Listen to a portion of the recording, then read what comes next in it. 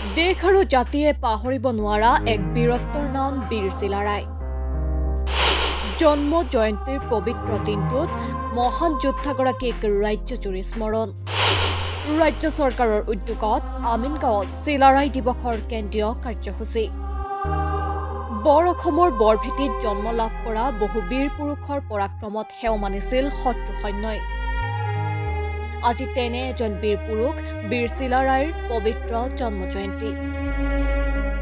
মাঘী পূৰ্ণিমাৰ পবিত্ৰ দিনটোতে জন্ম লাভ কৰা মহাবীৰ চিলাৰায় আছিল অসমীয়া জাতিৰ শৌৰ্য বীৰ্যৰ প্ৰতীক।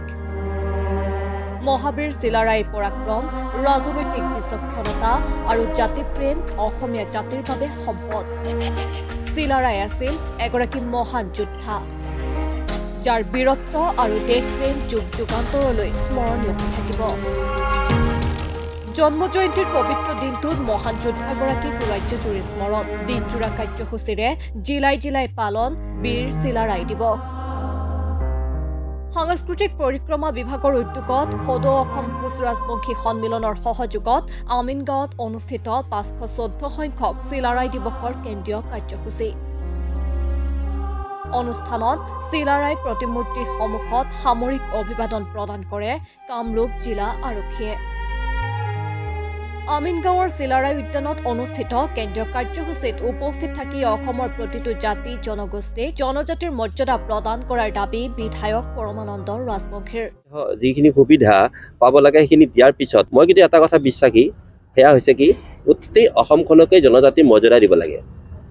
আমাৰ এই স্বজনগোষ্ঠী আৰু যিখিনি আমাৰ প্ৰকৃত যিখিনি আগৰ স্বীকৃতিপ্ৰাপ্ত যিখিনি জনজাতি, সেইখিনি ইতিমধ্যেতো আপোনাৰ মন কৰিছে সংৰক্ষণৰ ব্যৱস্থাটো হৈ গ'ল। যিখিনি সংৰক্ষণ লাগে সেইখিনি হৈ গ'ল। এতিয়া জনজাতি মৰ্যাদাৰ কথা আছে আৰু মই জানো যে আৰু কিছু কাম আছে। এটা কামো আজি আপোনালোকে মোক সোধা নাই, সেই কামটোৱে মই ক'ব খুজিছোঁ। সেই কথাটো হৈছে কি যে মই সেইদিনা কাকত এখনতো দেখিছিলোঁ যে আজি আমাৰ অসমীয়া ভাষা সাহিত্যৰ সংস্কৃতিৰ আটাইতকৈ মহাতীৰ্থস্থান হৈছে কোচবিহাৰ। কোচবিহাৰৰ পৰাইতো মানে অসমীয়া ভাষা সাহিত্য সংস্কৃতিৰ চিন্তাৰ চৰ্চা মনন সকলোবিলাকে সম্ভৱ হৈছিল।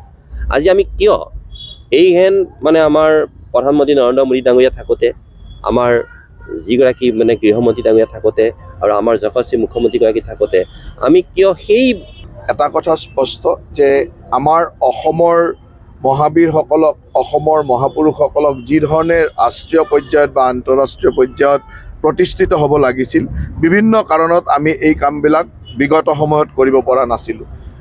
মহাবীৰ লাচিত বৰফুকনৰ 400 বছৰীয়া জয়ন্তী উপলক্ষে আমি তাক ৰাষ্ট্ৰীয় আন্তঃৰাষ্ট্ৰীয় পৰ্যায়ত প্ৰতিষ্ঠা কৰাৰ প্ৰচেষ্টা চলাইছিলোঁ আৰু আমি যথেষ্ট পৰিমাণে সফল হৈছোঁ।